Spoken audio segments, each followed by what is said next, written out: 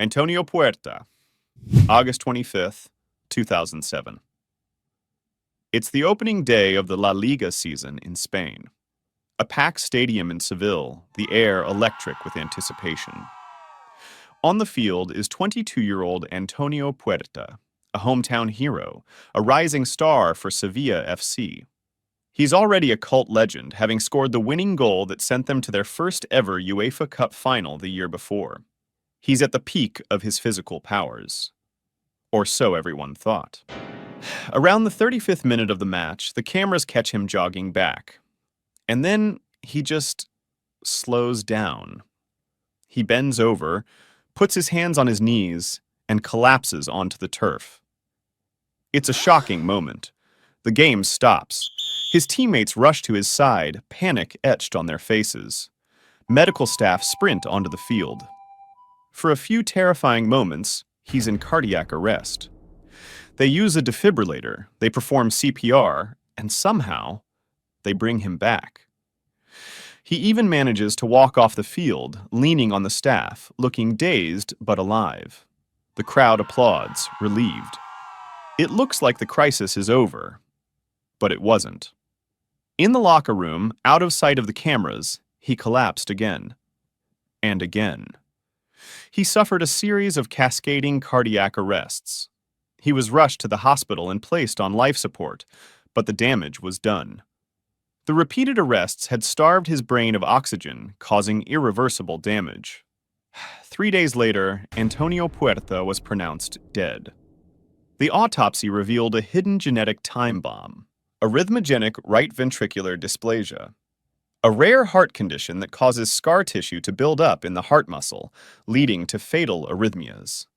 The cruel irony? He'd had routine medical checkups just weeks before, and nothing alarming was found. Dimebag Darrell. December 8th, 2004. The Alrosa Villa nightclub in Columbus, Ohio. It's a small, grimy club, packed with a few hundred metalheads. On stage is Damage Plan, the new band formed by legendary Pantera guitarist Dimebag Darrell. The lights are low, the air is thick with smoke. The crowd is pressed right up against the stage, just feet away from their hero. The band launches into their first song. The energy is explosive.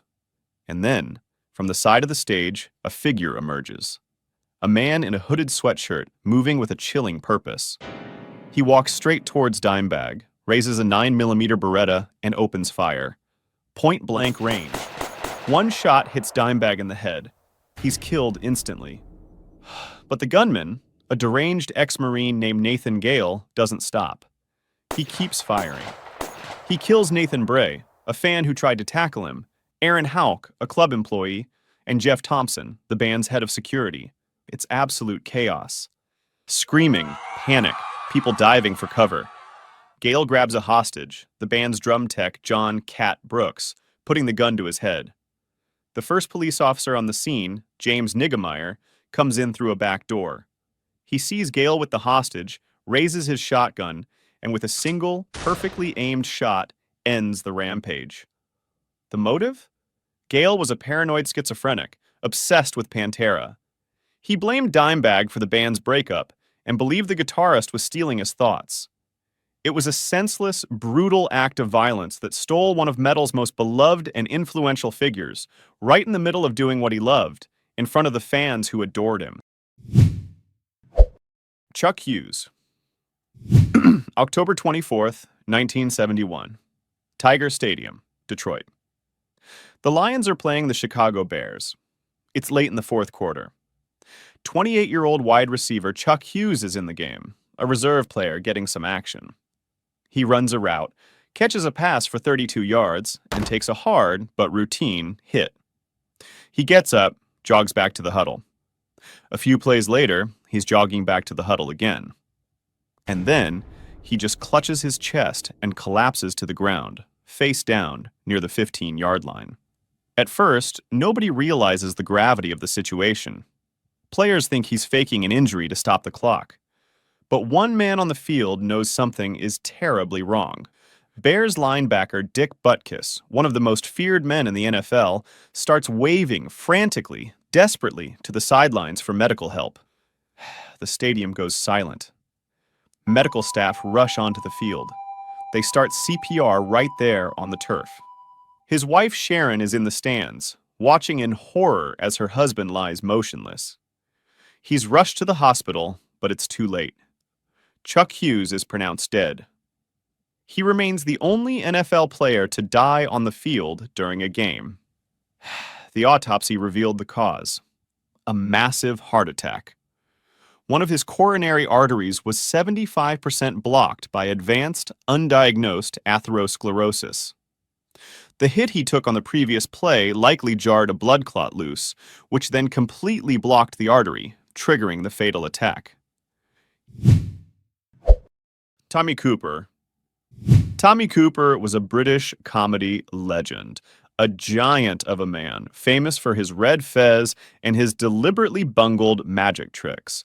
His whole act was based on failure, on things going wrong. And on April 15th, 1984, it went catastrophically, fatally wrong, live on national television.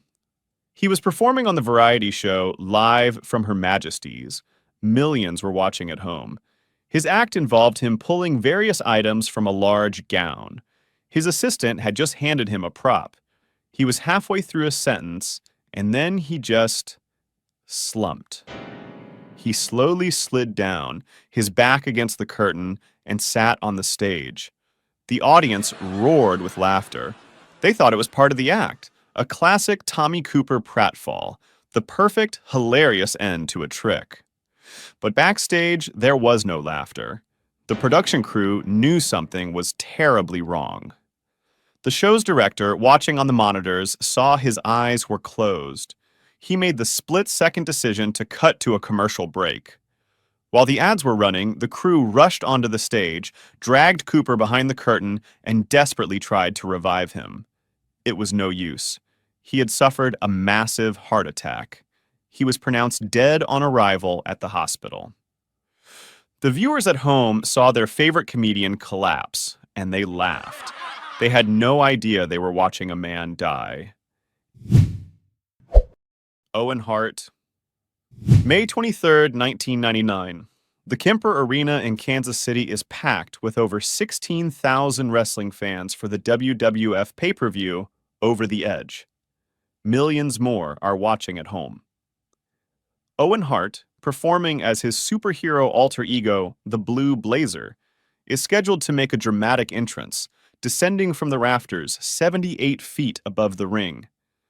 The stunt relied on a quick-release snap shackle, the kind used on sailboats, not designed to suspend a human being. It took only 6 to 8 pounds of pressure to trigger. A rigging expert had warned that this type of shackle was dangerous for this kind of stunt, but the configuration was chosen anyway because it was cheaper and faster than a film-grade safety system with a secondary backup. The irony? For Over the Edge, they chose a quicker, cheaper, comic-style release system. As Owen was being lowered, something went wrong. His blue blazer cape, or maybe just a small, reflexive movement to adjust himself, was enough to trigger the shackle, and Owen Hart fell.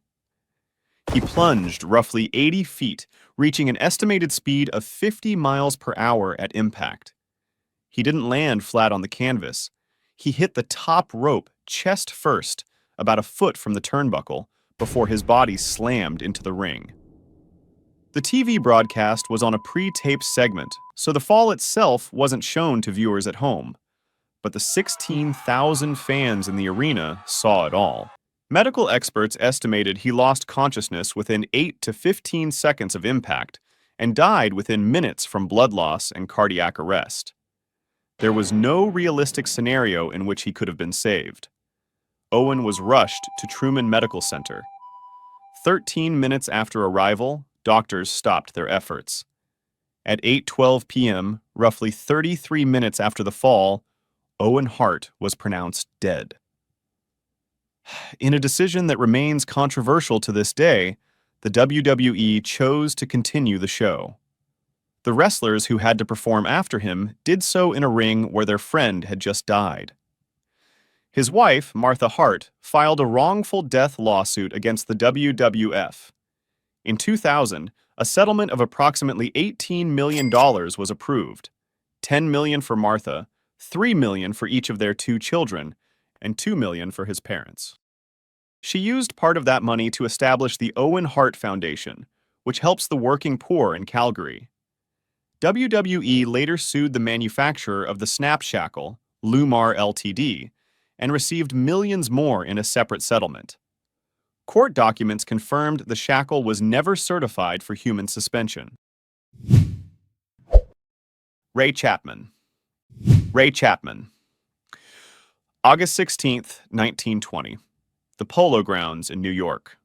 The Cleveland Indians are playing the New York Yankees. It's a gloomy, overcast afternoon. In the fifth inning, Ray Chapman, the Indians' star shortstop, steps up to the plate. On the mound is Carl Mays, a pitcher known for his intimidating submarine-style delivery. Mays winds up and throws a fastball.